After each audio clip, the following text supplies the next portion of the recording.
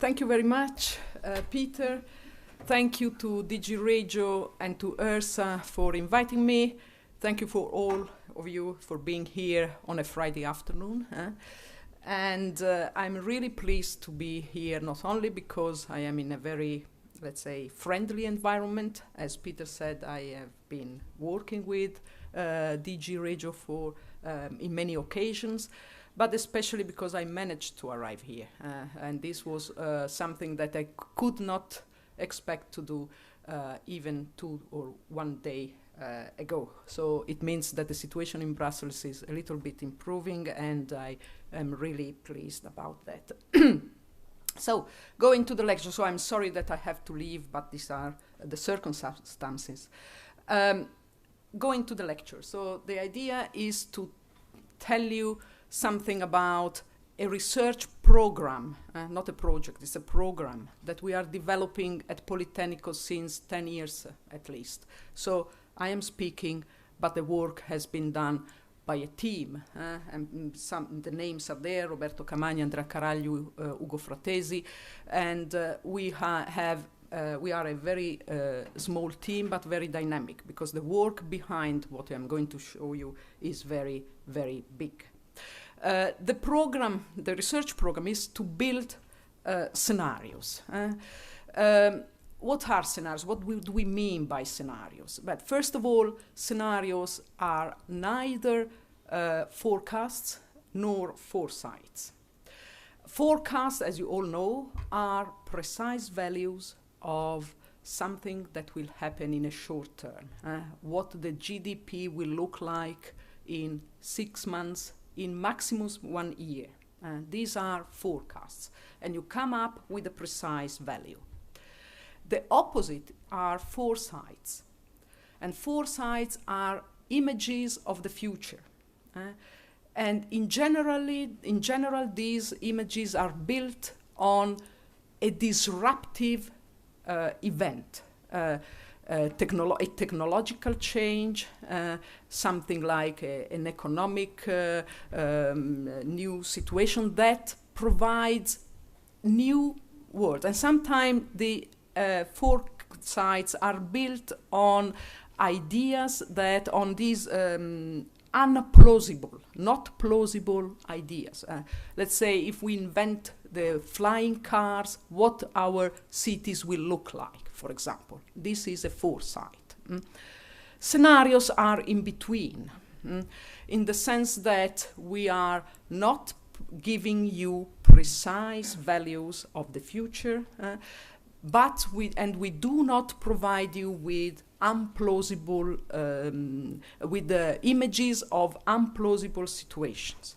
What we are providing, we are trying to build, are images of what, in this case, our European territory would look like under some plausible assumptions on some driving forces of change.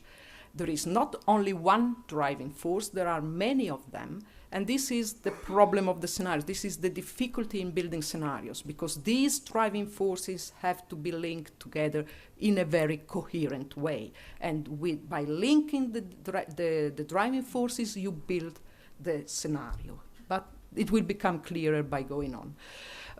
This is a work that we did in ESPON. So the results are, the exercise was run in 2030, so it's already a little bit old. We then ran other scenarios in the Grinco project, but this is more of interest for DG Regio, because it's more related to cohesion policies.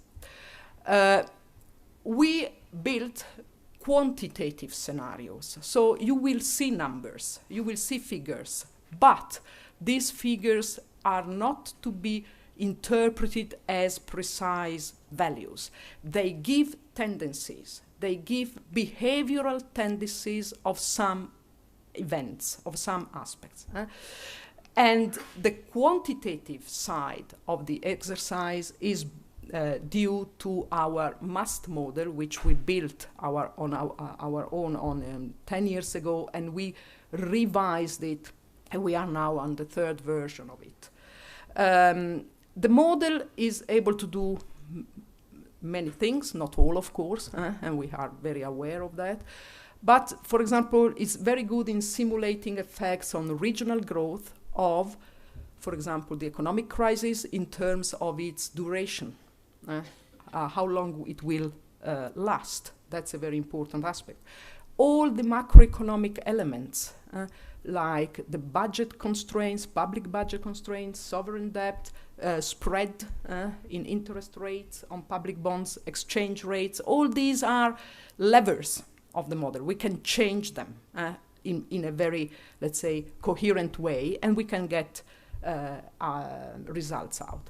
And then at the local level, we have all what we call the territorial capital assets, that are the elements, the structural elements that characterize each territory, each region. It's NUTS 2, because master is built at NUTS 2 level.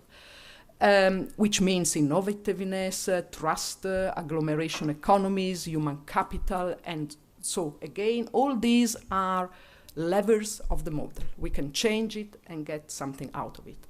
And then we have cohesion and infrastructure policies. So how does, just briefly, how does this work? We start by thinking, we have a seminal idea, as we call it, so an idea about how the driving forces of growth will change. And we believe will characterize future economic territorial development. So we do some assumptions, qualitative assumptions. And these qualitative assumptions have to be, let's say, put together in an harmonized way and become, and let's say, decide the way in which and the intensity in which these elements will change. And then we translate this qualitative assumption into a quantitative measure, which are the levers of the model, and we get the results out of our master model. Just for you, the simulation period runs from 2013 to 2030.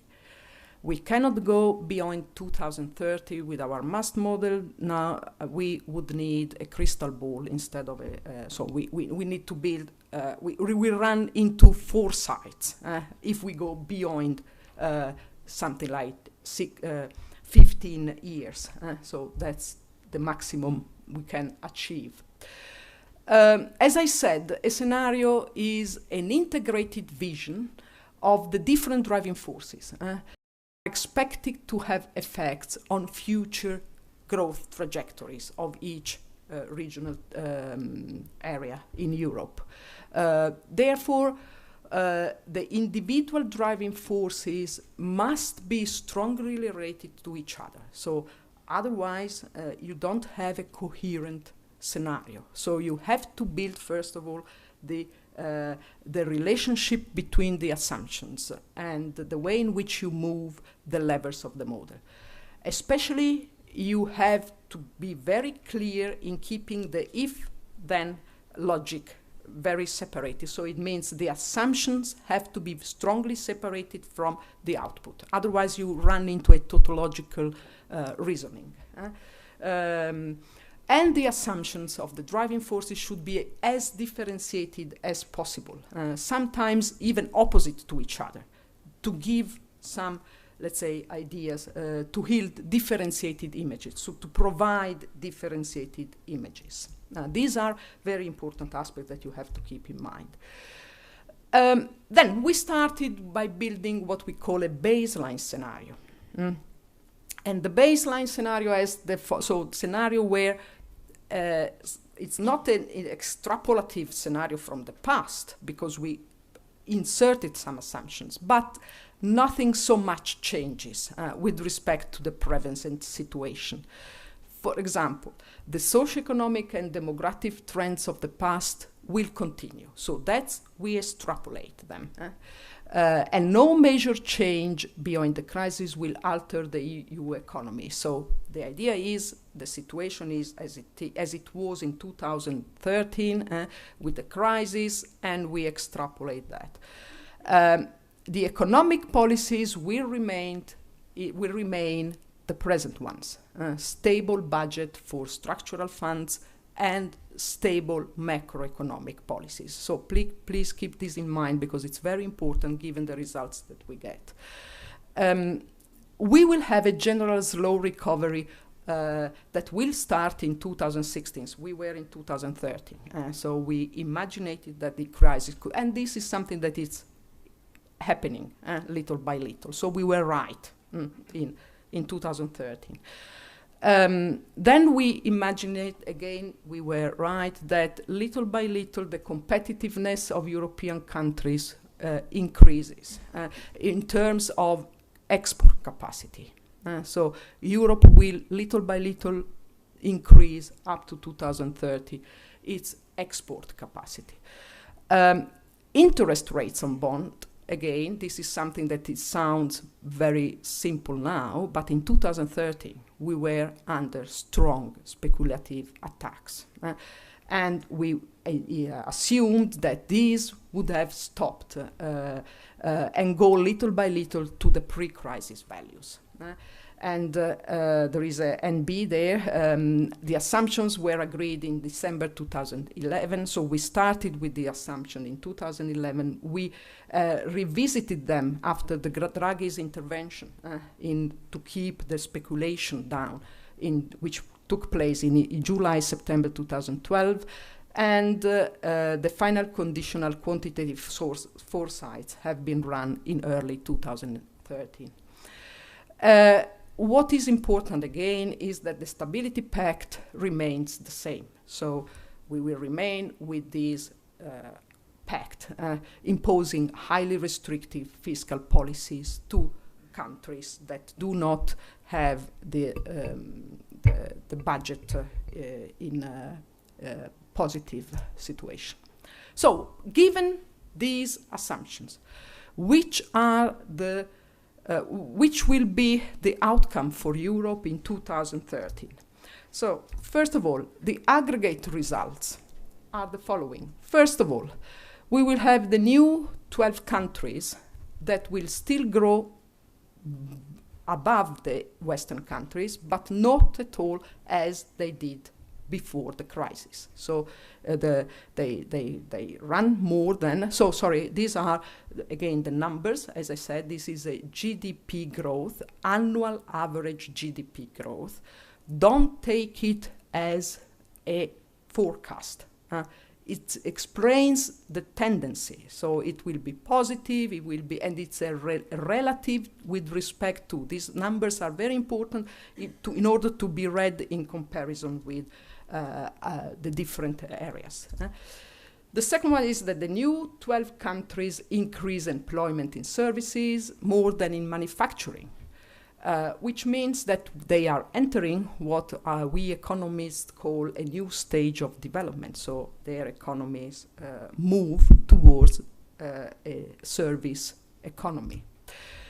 And then the Western countries show a balanced growth between manufacturing and services. So instead, this means that in Europe, in Western countries, industry will grow exactly with the same size as the service activities.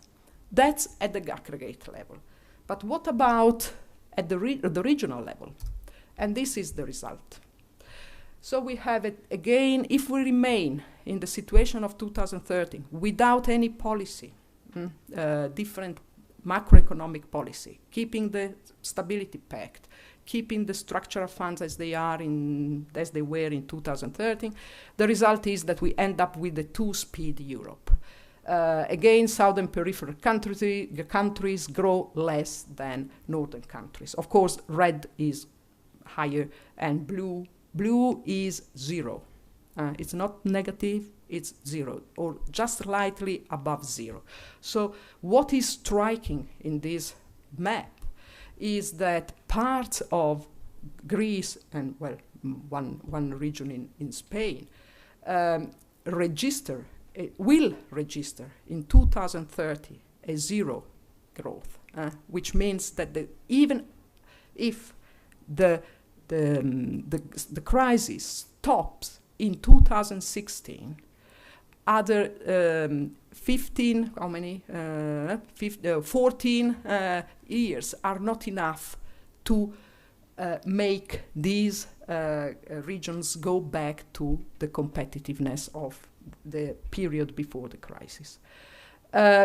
Overall, international disparities increase. That's found out in terms of colors, different colors within countries. But what is interesting is the following, that the baseline scenarios tells us that total regional disparities increase. I know that Lewis was very much was not pleased, let's say, with that.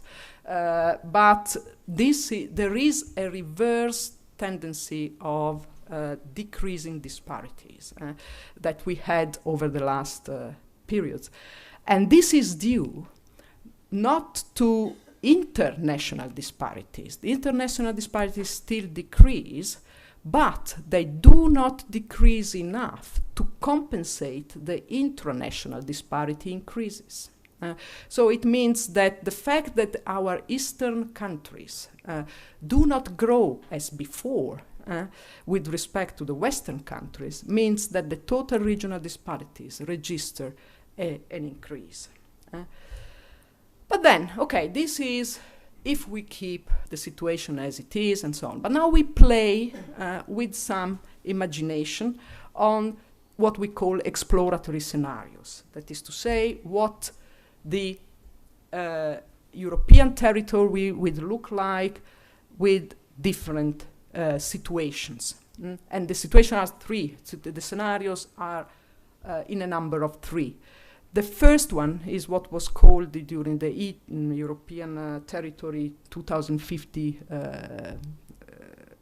project of ESPON, the mega scenario. There are some local assumptions. For example, we assume in these scenarios that there is a concentration of investments in European large cities, and especially this is also helped by the cohesion policy that concentrates in what the highest, in areas where the highest return of investments lie. That's an assumption. But there are also other important assumptions at the macroeconomic level. It is a market-driven scenario, which means that we have a welfare system fully privatized. We have financial debt repaid in 2030. Budget reduced for cohesion policies. It's a market-driven scenario. So a very, very radical position, and the concentration, as I said, of investments in European large cities. Then we move to another situation, thinking about a possible different situation, which is the cities scenario.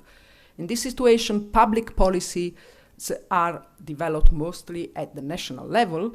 The actual welfare systems is reinforced, and it is paid through an increase in taxation. We have financial debt, which is fully repaid in 2050. So it means that we shift the repayment of the financial debt from 2030 to 2050. The budget is maintained. The budget or the structural funds budget is maintained for the cohesion policies, and there is a concentration of investments in second-rank cities in Europe. And then there is another scenario, which is the region scenarios, where this is a social policy scenario. There is a strong public welfare system paid through debts. Financial debt is not, of course, repaid in 2050, so we go to a very assistential system. The budget significantly increases for cohesion policies, and there is a concentration of investments in rural and cohesion areas. So as you see, these are very radical situations. We exaggerated in the making them radical just because we have to be sure that they are different. They differ one another very clearly. And we run them, we put them into the mass model, and this is the outcome, the aggregate outcome. The third three columns are, the fourth three columns are the annual average GDP growth in absolute terms, while the last three columns are the megas, the cities, and the region scenario with respect to the baseline. Okay, so that's a comparative term with respect to the situation that we envisage of today that we envisage. First of all, what is we did not really expect is that the city scenario is the most expansionary. So the GDP growth the most in the city scenario. And this is a scenario where territorial capital and the urban system of Europe are better exploited than in the other scenarios. So you tap the untapped potentials that second-rank cities and the urban systems of second-rank cities have. At least this is how we interpreted it. And this is true, both in absolute and in relative terms. And this holds for the new 12 countries, even if this, what I said, holds also for the new 12 countries, even if to a more limited degree. And here we always have a discussion with our colleagues in Poland. They say, or even also in Hungary, they say, no, our big cities are the ones that need the most investments because there is a lot of traffic, a lot of congestion. They have suffered from the boom, the economic boom that have seen a strong concentration of activities going to the capital cities. So we need to have investments in order to cope with these problems. Well, the result is, and they don't want to listen about the idea to strengthen the second-rank cities. They have a very, very impressive, very important urban rank system. System of second-rank cities that is really a richness in those countries. And according to these results, this is something that could help them. Then the new countries are those that gain in the region scenarios with respect, they are the only ones that gain in the region scenario with respect to the baseline. The old 15 member countries do not gain very much from a social policy point of view. This is at the aggregate level. But of course, we have to see what happens at the regional level and especially what comes out in terms of cohesion. That is to say, regional disparities. This is a map that tells you the GDP growth rate in the mega scenarios with respect to the baseline scenario. So where you have the red means that the mega scenario grow more than the baseline scenario. Where you have the blue is that they grow less. It doesn't mean that they are negative, but they grow less than the baseline scenario. And here is the picture that tells us that in Western countries there are strong advantages for rich and central regions, but also countries like Greece, part of Spain, and part of central Italy gains, even in a mega scenario. In the eastern countries, there is relatively more diffused growth. If you see the colors, they are much less scattered. They are much of the same color. And this is, we think, thanks to a general recovery of the EU economy that helps these regions to grow. This is the same map for the city scenario. And here we have that in Western countries there is a more widespread and diffused growth at the intranational level.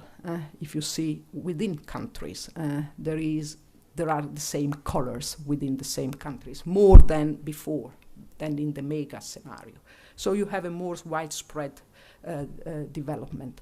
Then you have strong countries like Germany, the Netherlands, Austria, that increase less than southern countries.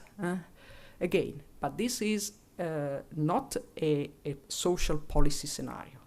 This is a competitiveness scenario. The point is that you give emphasis to other elements with respect to the mega scenario. And here in Eastern countries, you have diffused advantages, relatively less pronounced than in the Western. So here the Western countries, Poland, are less red, are growing less. And then there is a similar increase in growth than in the mega scenario. Well, now the regions scenario, so the more social policy-oriented scenario. Here we have, of course, many blues, and that's expected, because this is not a scenario where you look for competitiveness. So we have central core regions that grow less than in the baseline scenario. You see France, part of northern Italy, all the Netherlands, and this one. But rural and peripheral areas gain relatively more than in the baseline scenario, but especially this holds both for Western and for Eastern countries, which is something that we did not expect. But this is in terms of growth. What about in terms of regional disparities? Because, of course, we have to keep, given these data, these figures, we could come out with the result that the city scenario is the most expansionary one, so we should go for it. But what about the disparities that we create or we do not decrease? And this is the total regional disparities, is a tile index for the 4 scenarios. The blue one with the triangle is the baseline scenario. So it means that one scenario, which is the mega scenario, sees a total regional disparity which is higher than the baseline scenario. And this was something that we expected. You go for competitiveness. But we did not expect that the city scenario, which lies on assumptions of competitiveness, is lower than the baseline scenario. And of course, and it is even lower than the region scenario, which means that, and believe me, we did not do anything to get these data out, to these results out. So this is something that if you believe in the model and you put the assumptions in, you get it out. And it tells you that the city scenario is the most expansionary, but is also the one in which the regional disparities increase the less. Splitting the two situations of the intra and inter-regional disparities into two, we have this is the between-country disparities, and they decrease in all scenarios. But again, the scenarios that had the lowest, the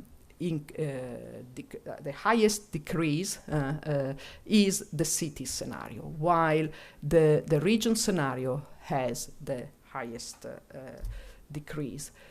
The highest decrease.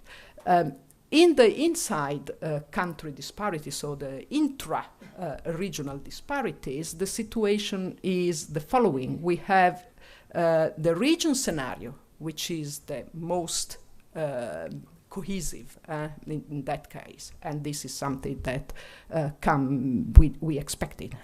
There is the mega scenario that is again something higher than the baseline, but the baseline and the city are nearly the same. So it means that the city scenarios in terms of intra-regional disparities would not deteriorate the present situation. And on the contrary, it would increase the international disparity, and so that the total disparity at the end is the most, disparity is the highest, the lowest. Then, conclusions. What should we take out of this story? Of course, we run into the debate of the trade-off between competitiveness and cohesion. So we know that there are, of course, two complete opposite, I would say, alternative ways of thinking about cohesion policies. The competitiveness strategies favoring highest return of investment on core areas, so to call them the champions, so to achieve higher aggregate growth rates and obtain higher fiscal revenues on which distributive policies could rely. On the other side, we had, this is the World Bank vision. Then we have a cohesion strategy oriented towards the support of weaker and peripheral regions, favoring equity rather than competitiveness goals. Well, our impression after running this and after some theoretical thoughts is that our impression at the end is that the trade-off idea appears as a misleading, short-term and old approach to territorial policies. Instead, what we should go for is to go for cohesion via competitiveness, which is something that I'm sure it's not new to you, but we have to find the right way to do that. And the last slide.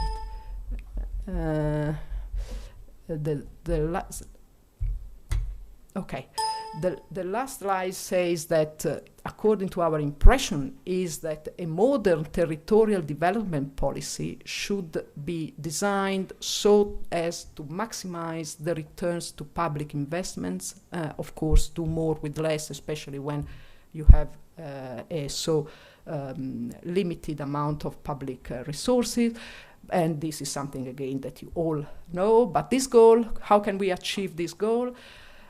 Intervene on bottom up through local actors, depositories of relevant local information.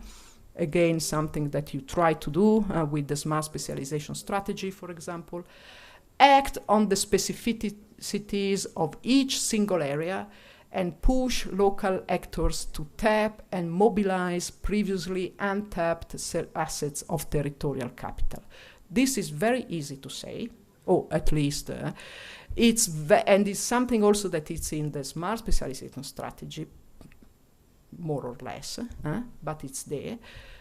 And the first evaluation of this strategy can tell you that this is extremely difficult to make local people understand that they have to tap and mobilize previously untapped assets of territorial capital is something that is very, very difficult to be perceived in the right way by local policymakers. In this way, of course, as we have shown in the scenario building exercise, the aggregate development effects will be maximized, and at the same time, the economic and social costs of an unbalanced development process will be kept under control. Well, that was it. Thank you very much for your attention.